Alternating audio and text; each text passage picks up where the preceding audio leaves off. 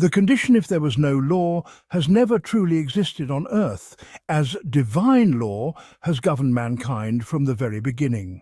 Why then does Paul state, where there is no law, neither is there transgression, and why does he later say, sin is not imputed when there is no law? The answer to these questions lies in the context of each passage, which we will now examine.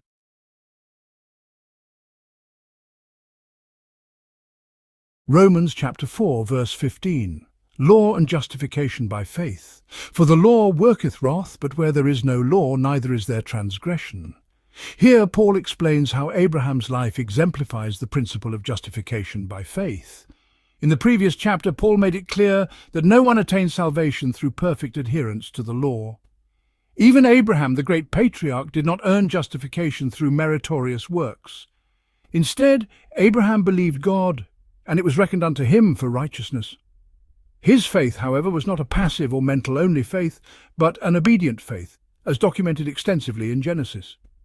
After establishing Abraham as the model of justification by faith, Paul asserts that the same principle applies to both Gentiles and Jews who walk in the steps of that faith. He clarifies that the promise to Abraham's spiritual children was not through the Mosaic law. In Romans chapter 4, verse 14, Paul argues that if inheritance depended on the law, faith would be meaningless. Because no one perfectly keeps the law brings wrath, not salvation, because all violate it.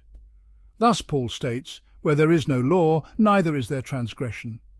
Given that divine law has always existed, he is referring specifically to the Mosaic law, which did not apply to Abraham or the Gentiles.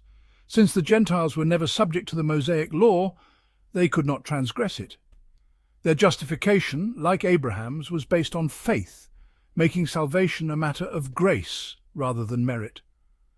Paul's statement was also a direct refutation of the Judaizing teachers who sought to impose Mosaic law on Gentile Christians. By emphasizing that Abraham was justified apart from circumcision and Mosaic ordinances, Paul dismantled the argument that Gentile Christians needed to keep the law of Moses to be saved.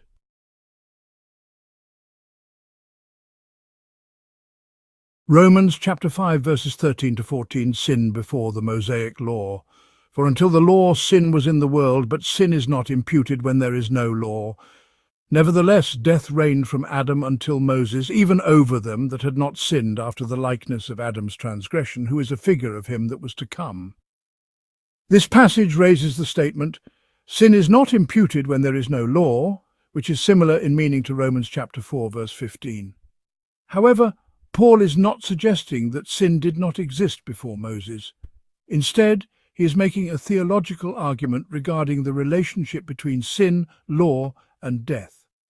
Paul's discussion in Romans chapter 5, verses 1 to 11 focuses on the blessings of justification through Christ. In verse 12, he begins explaining how Adam's sin introduced spiritual death to humanity.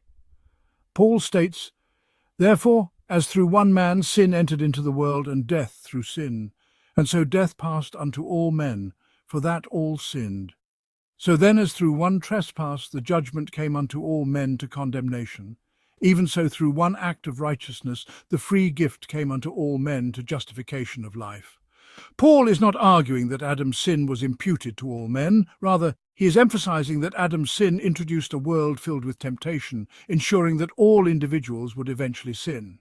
As Romans chapter 5, verse 12 affirms, "Death passed unto all men, for that all sinned." This aligns with the biblical principle that sin is personal and not inherited.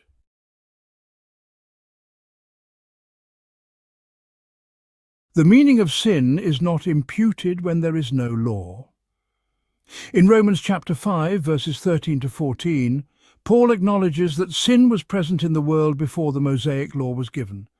This means that divine law must have existed in some form before Sinai. Cain's murder of Abel and the widespread wickedness before the flood, as recounted in Genesis chapters 4 and 6, illustrate that sin and divine accountability existed long before Moses. The phrase "sin is not imputed when there is no law" does not mean there was ever a period without law. Instead, it highlights the idea that sin cannot exist without a divine standard. The very presence of sin in the world between Adam and Moses proves that God's moral law was in effect before the Mosaic covenant. Paul reinforces this in Romans chapter 2, verses 14 to 15, where he explains that Gentiles, who did not have the Mosaic law, still had a law written on their hearts.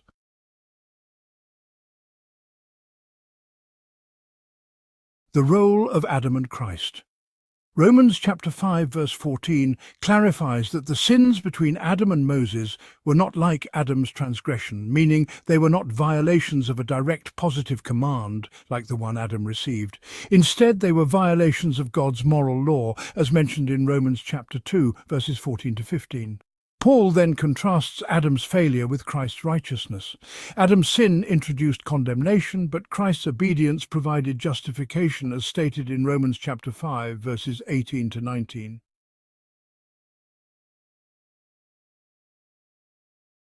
Implications for justification by faith. Paul's argument in Romans chapter 5, verses 12 to 21, reinforces humanity's inability to attain righteousness through law-keeping. The presence of sin before the Mosaic law demonstrates that law alone cannot save.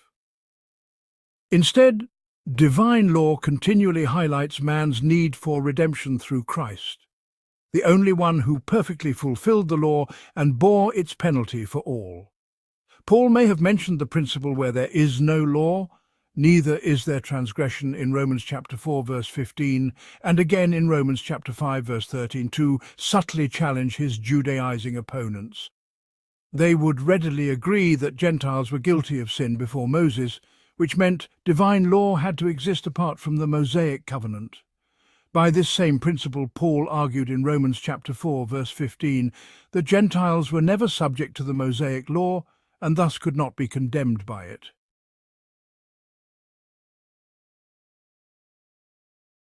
Conclusion. Paul's statements in Romans chapter 4 verse 15 and chapter 5 verse 13 do not imply that there was ever a time when humans were without divine law.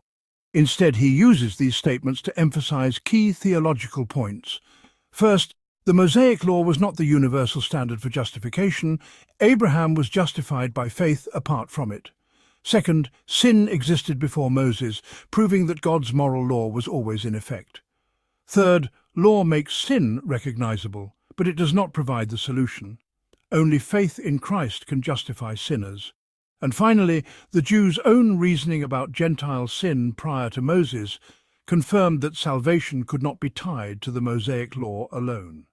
Thus, rather than nullifying divine law, Paul's argument upholds its necessity while pointing to faith in Christ as the ultimate answer to sin and condemnation.